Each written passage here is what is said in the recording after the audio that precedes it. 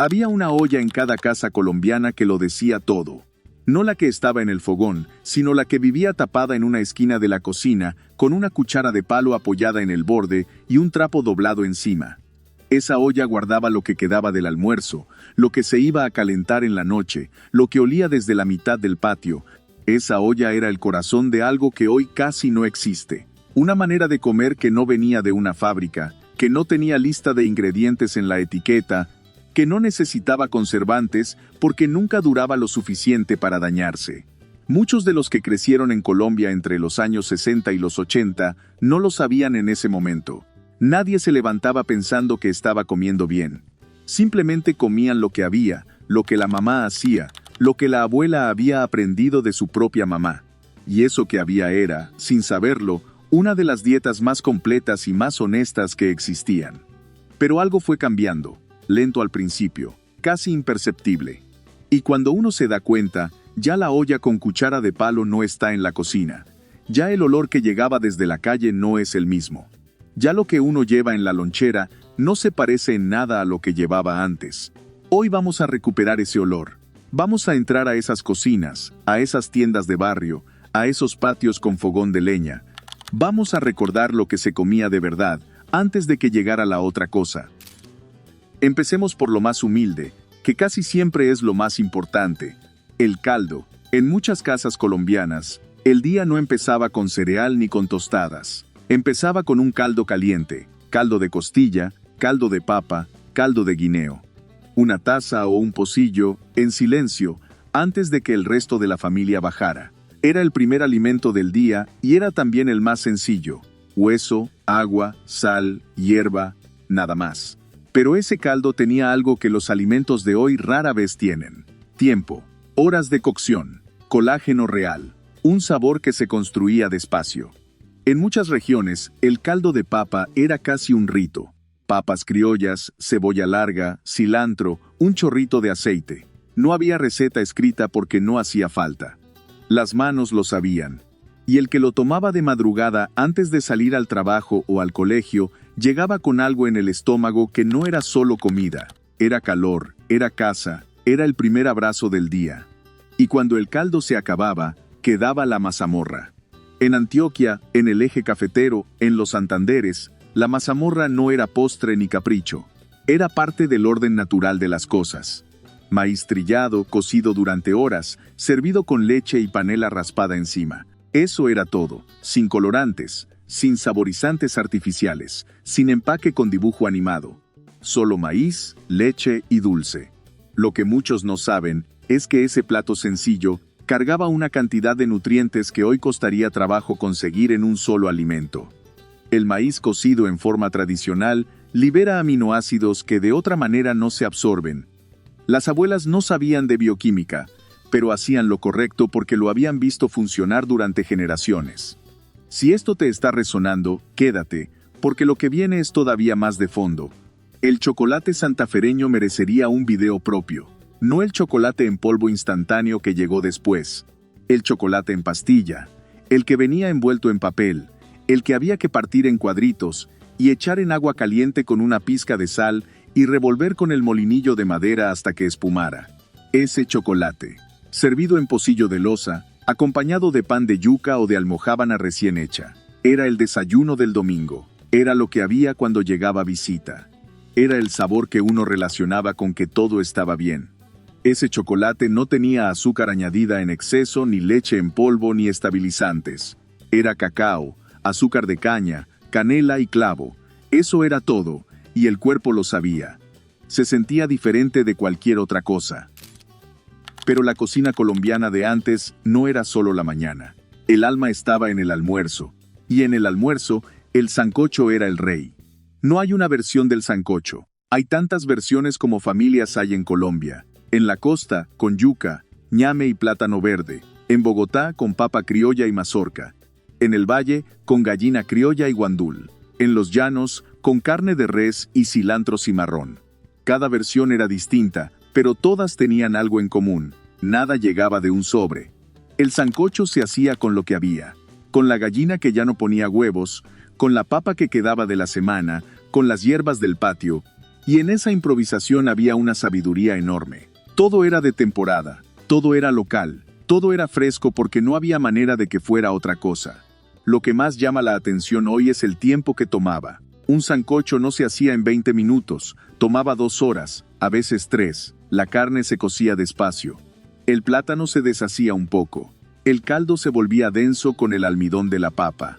Y ese proceso lento no era un defecto, era el punto. Era lo que hacía que el sancocho fuera medicina y alimento al mismo tiempo. En muchas casas colombianas, cuando alguien se enfermaba, el sancocho era lo primero que se ponía a hacer.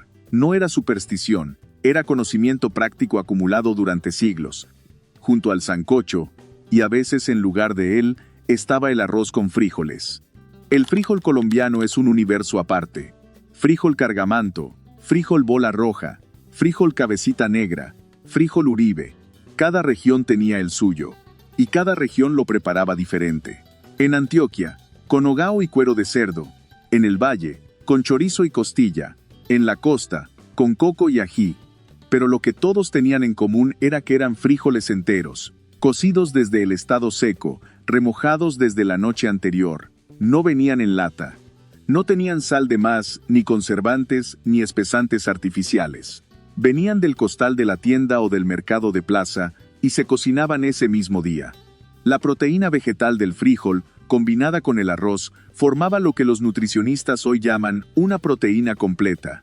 Las abuelas colombianas no sabían ese término, pero sabían que el que comía frijol con arroz llegaba lejos. Si lo viviste, ya sabes de qué hablo. Y si no lo viviste, todavía hay tiempo de sentarse a la mesa correcta. Y ahí, justo cuando el almuerzo terminaba y la tarde empezaba a caer, llegaba la hora de la lonchera y del algo. El algo no era merienda en el sentido moderno, no era un snack empacado, era lo que había. Una fruta, un pedazo de panela con queso, un pan de yuca, un trozo de plátano maduro asado en las brasas del fogón que todavía no se había apagado del todo. La fruta era la más honesta de todas. En Colombia, dependiendo de la región, podía ser una guanábana partida a la mitad, un mango tommy cortado en cubos con sal y limón, una mandarina que había que pelar con las manos y que manchaba los dedos, un mamoncillo del que había que sacar la pulpa con los dientes, una uchuva que en varias casas bogotanas caía del jardín. Nada de eso venía lavado, cortado, en bolsa sellada. Venía como venía, y tenía sabor, de verdad.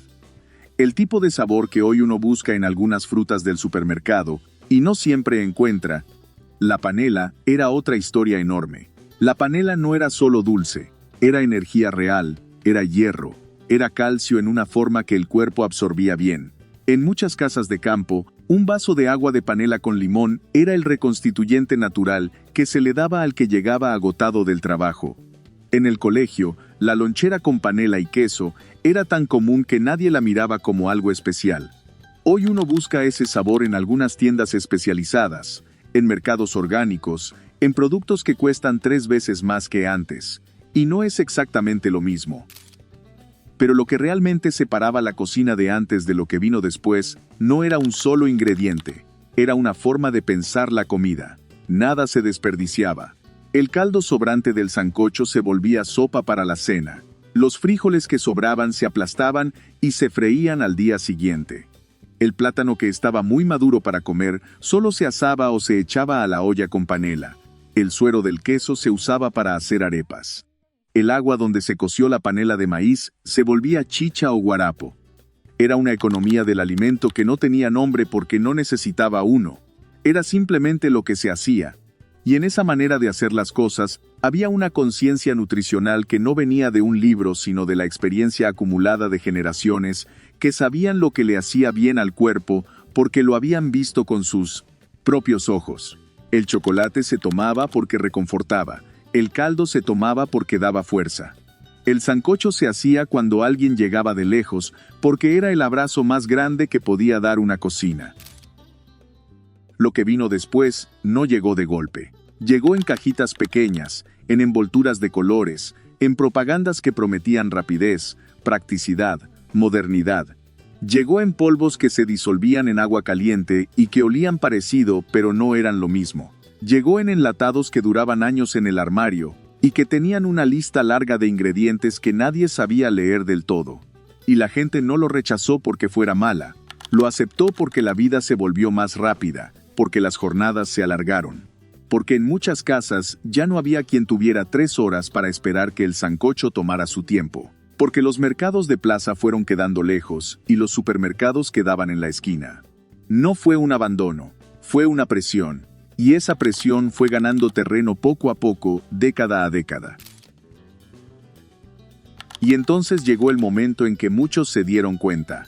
No todos al mismo tiempo, pero sí muchos, en algún punto de la vida, mordiendo algo que no sabía cómo debía saber, tomando algo que no reconocían del todo, sintiéndose de una manera que no podían explicar exactamente pero que tampoco era del todo bien. Y en ese momento vino el recuerdo.